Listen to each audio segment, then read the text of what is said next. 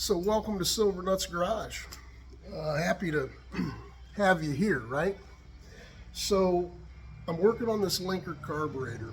It's a M74B. It's off of the 61 panhead. I'm going to be putting a collage of videos together on cleaning it up, getting it ready to put back on. Really happy with this carburetor overall. It's not worn real bad. Although I did find out I've got a little bit of an issue. So the issue is where this carburetor mounts up to my intake manifold has been overcranked, I'm assuming. I don't think it would work, but it's if I take a flat edge and I go across that, I don't know if you can see the let me see here, which side is it? It's actually this side, the daylight. But if you look at the crack, I mean, you can probably see how warped that is. And I think, pretty sure that someone cranked this side really tight against a fiber disc and bent that. So most people, I think, will take this and set it on a mill and mill this all nice and flat and be good to go.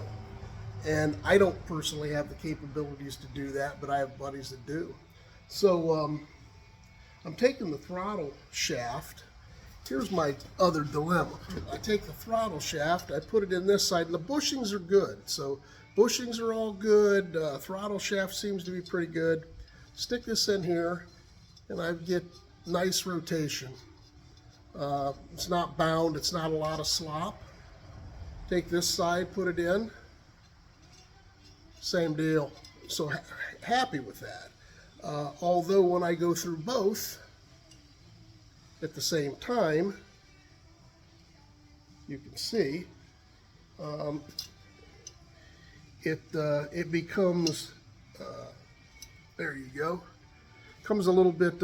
It doesn't spin freely. It's in there. So that tells me, at least in my mind, that these two tubes that are supposed to be parallel with each other or in a straight line, when this was cranked and sucked against the manifold and probably crushed the fiber spacer. My guess is that, it's hard to believe, but I think that it somehow changed the angle of these here, because it looks as though the inside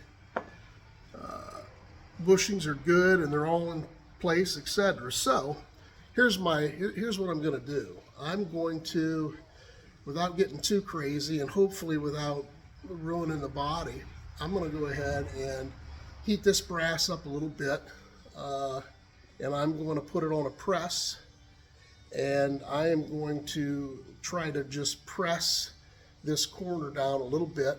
It may need still milled, but I mean, I can always throw some goop in it, which isn't the right thing to do, to keep air from going in. I'd like to have it all nice and right. But again, I don't want to invest a lot of money in this bike. So I'm going to try that, and I'm going to see if that helps the throttle issue.